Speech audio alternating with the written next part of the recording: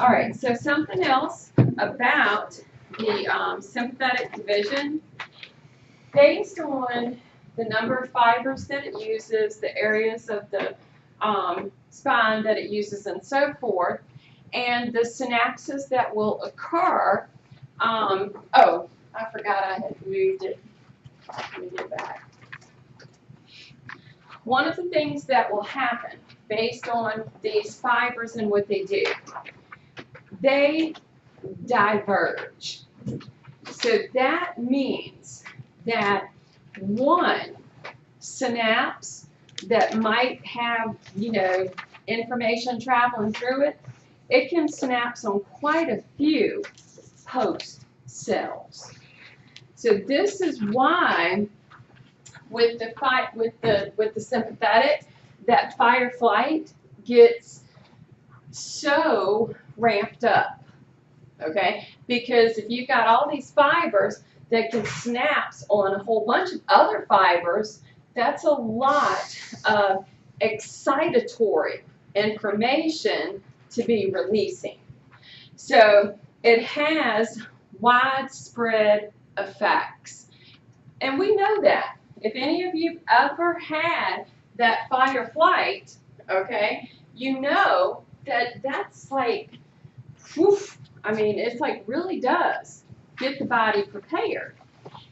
And because we have that fiber synapsing directly on the adrenal gland, like I showed in the picture, well, that medulla has what's known as the sympatho-adrenal system, which is the connection between that sympathetic fiber meeting the medulla of that adrenal gland.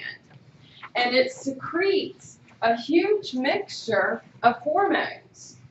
Some, yeah, we're very familiar with, okay, because we're familiar with that epinephrine, what we think of as the adrenaline.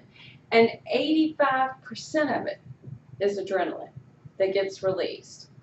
And so by having all of that get released into the bloodstream, it does have a huge effect. And this sympathetic division, when it kicks in, it kicks in.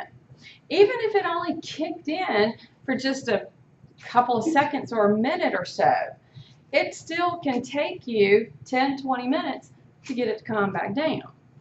Because all the stuff's got to get, like basically the liver's got to get it out of the blood. The parasympathetic, the one that should hopefully kick in and calm everything down. This one, craniosacral. Cranium, sacrum. Okay, those regions. We're going to have long pre-fibers. We're going to see that the origins for them, midbrain, pons, medulla, our cranial portion. And from the sacral, S2 to S4, so my craniosacral regions. That pre-fiber ends in what is known as a terminal ganglia. This is going to be either in the target organ or near the target organ. So therefore, a very long pre-fiber and a short post. This one, selective in what it stimulates. Not quite as widespread as the sympathetic division. We're not going to have as much divergence that takes place. Like we said, it's going to be a little more selective. The cranial nerves that the parasympathetic division is going to work through, 3, 7, 9, and 10. Oculomotor. Now, my sympathetic division dilated the pupils. Parasympathetic needs to come in and constrict them. We don't control that.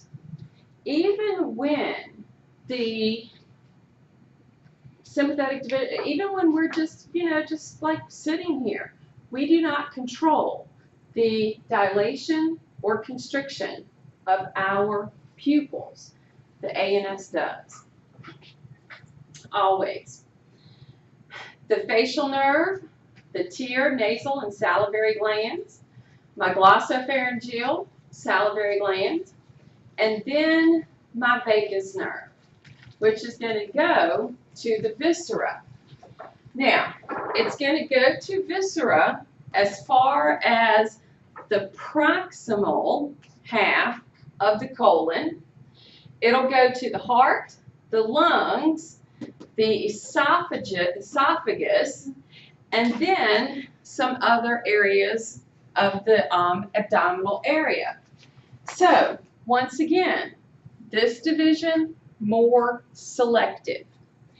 If we look at our picture, you can see that they're trying to show us that the pre-fiber is very long.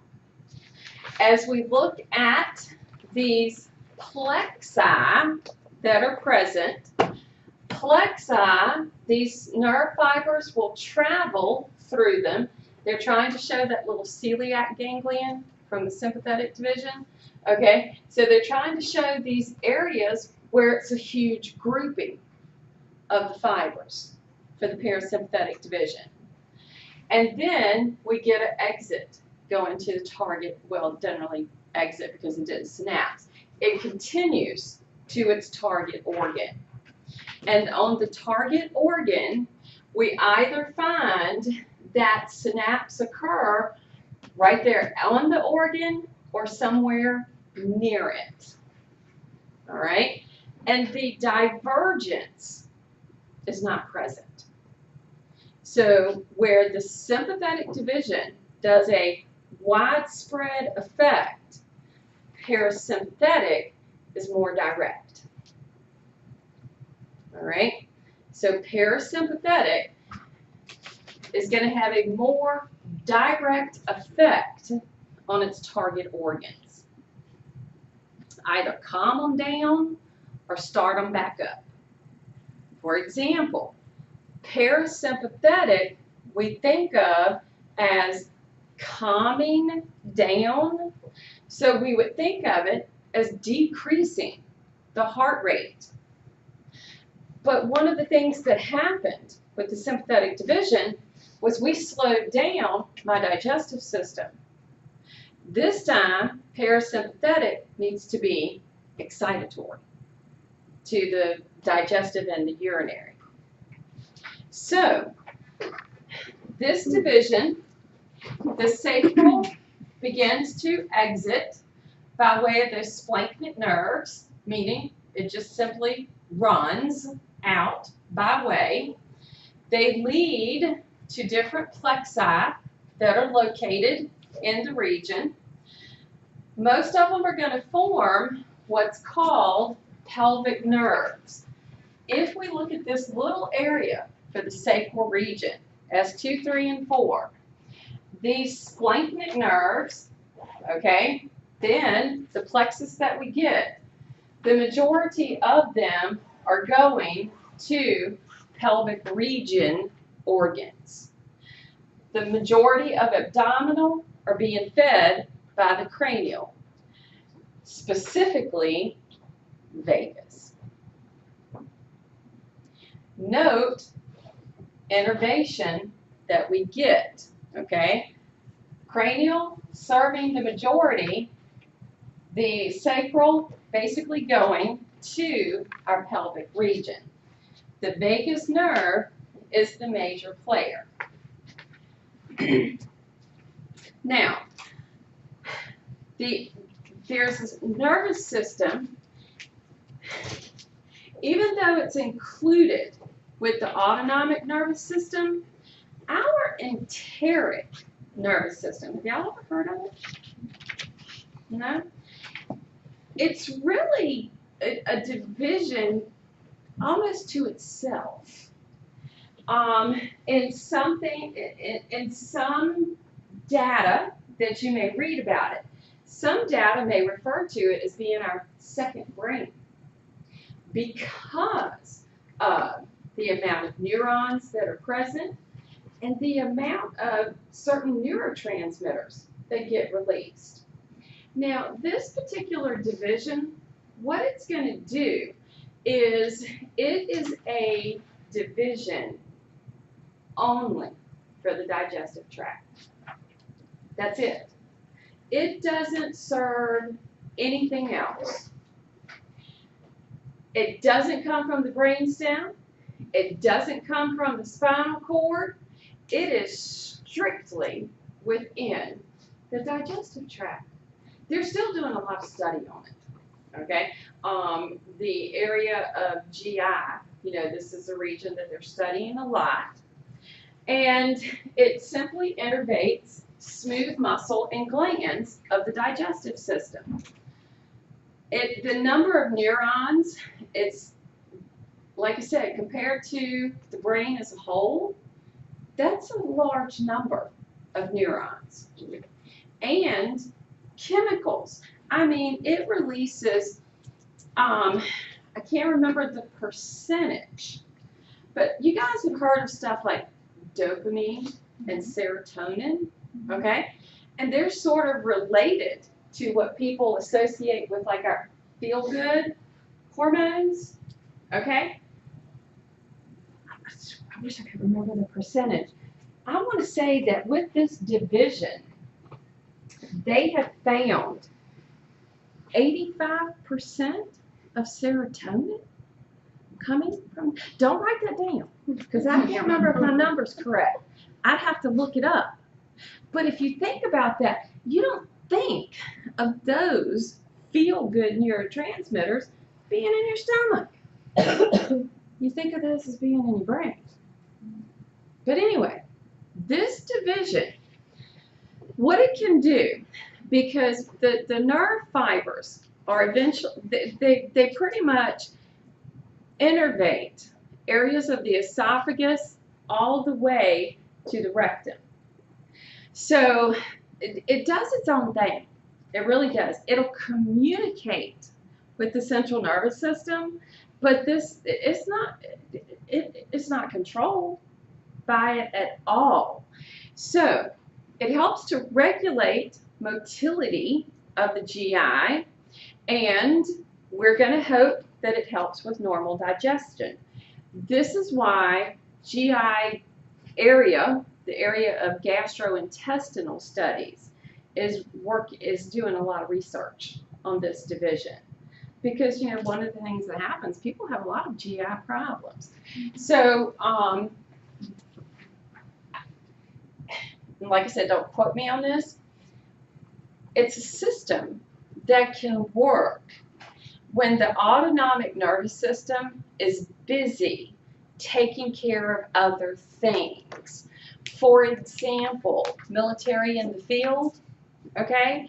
The enteric division can take care of their digestive, while the autonomic is having to deal with the sympathetic and parasympathetic, all right? So it can work in times when the autonomic nervous system doesn't or won't be controlling the digestive system. So it doesn't always have to function, but it can. Now, one of the things that happens that we know with this enteric division, have you ever heard of Hirschsprung disease? It's not very common. Usually what will happen is they'll be able to detect it in infants very early on, because that's how quickly it starts, because it is hereditary. And usually newborns can't have their first bowel movement. And so what happens is there's no innervation